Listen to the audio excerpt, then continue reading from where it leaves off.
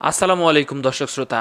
Russell viper নামের একটা বিষধর সাপ, যে সাপটা কামড় দিলে 72 ঘন্টার ভিতরে আপনি না ফেরার দেশে চলে যাবেন, যে সাপটা ডিম দেয় না, যে সাপটা সরাসরি বাচ্চা প্রসব করে একসাথে 20টা 40টা এমনকি 80টা পর্যন্ত রেকর্ড আছে। এটা বাংলাদেশে ছিল না, বাংলাদেশের সংখ্যা খুবই কম ছিল। এখন প্রায় 25টা জেলায়, ঢাকার আশেপাশেও চলে এসেছে রাসেল ভাইপার।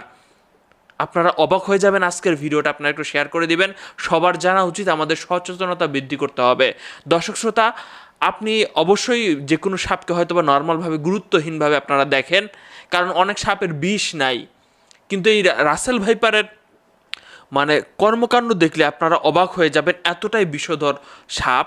সে অন্য সাপ যেমন মানুষ দেখলে পালায়া যায়, এ কিন্তু মানুষ দেখলে পালায়া যায় না, মানুষ দেখলে বরং তেড়ে আসে এবং মুহূর্তের মধ্যেই 1 সেকেন্ডেরও কম সময়ের মধ্যে কামড় বসায় দেয়।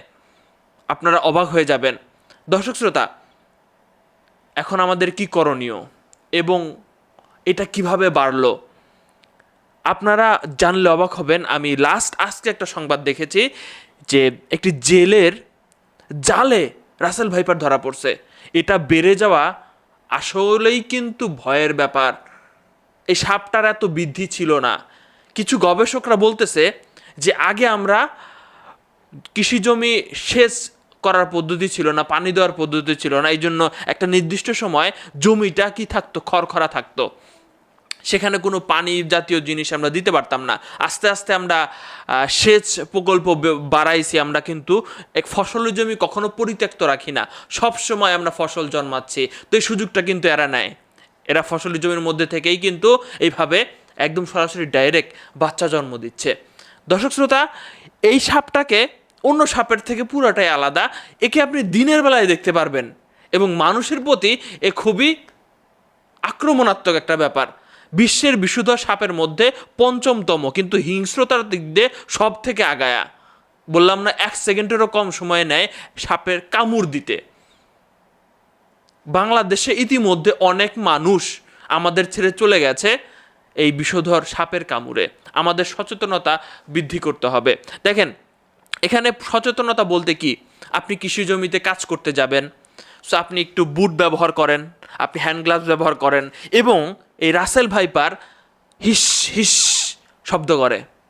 আপনি নির্জন জায়গা বা যে কোনো জঙ্গলে যাওয়ার ক্ষেত্রে আপনি এটা মাথায় রাখবেন এবং ঘর বাড়ি পরিষ্কার রাখেন।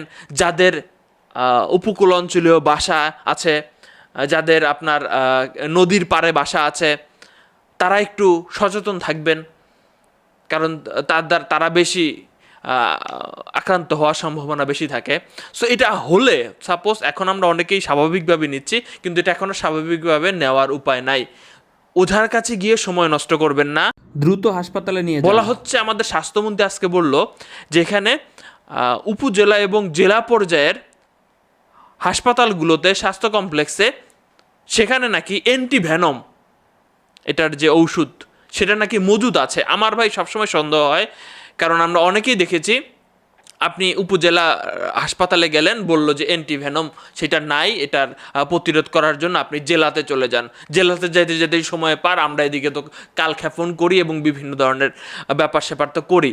সো আপনারা অবশ্যই সচেতন থাকবেন, ভিডিওটা শেয়ার করবেন, একে অপরকে জানিয়ে দিবেন যে বাংলাদেশের অলরেডি 25টা জেলায়, এবং বুঝতে পারতেছেন কী পরিমাণে বাচ্চা দিচ্ছে। রাষ্ট্রীয়ভাবে কি কোনো মতে এটা তো ভাই আমাদের কোনো উপকারে আসবে না, এটা নিধনের উপায় নাই, নাকি এভাবে বাড়তেই থাকবে? আবার কেউ কেউ বলতেছে যে এটার জন্য দায়ী সাপের খামারিরা, কারণ বিষধর সাপের বিষ কিন্তু তারা বিক্রি করতে পারে। এটার জন্য দায়ী হচ্ছে খামারিরা, কারণ তারা এটা চাষ করার পর এটা ভালো দামে হয়তো বা বিক্রি করতে পারে, এদের কাছ থেকেও হয়তো বা বেশি আরও ছড়িয়ে পড়েছে। এটাও হতে পারে, তাদের প্রতি নজরদারিও বাড়াতে বলা হয়েছে। তো ভালো থাকবেন দর্শক শ্রোতা, আপনারা অবশ্যই কালক্ষেপণ করবেন না, দ্রুত হাসপাতালে নিয়ে যাবেন।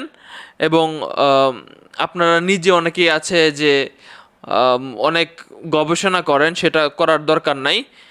ভালো থাকবেন সবাই। আমি সত্যি আমি ভয় পাইছি যে ঢাকা জেলার ভিতরে ঢুকতেছে, ঢাকার আশেপাশে আপনার প্রচুর পরিমাণে পাওয়া যাচ্ছে, জেলের জালে ধরা পড়তেছে, মানুষজন বুঝতেছে না।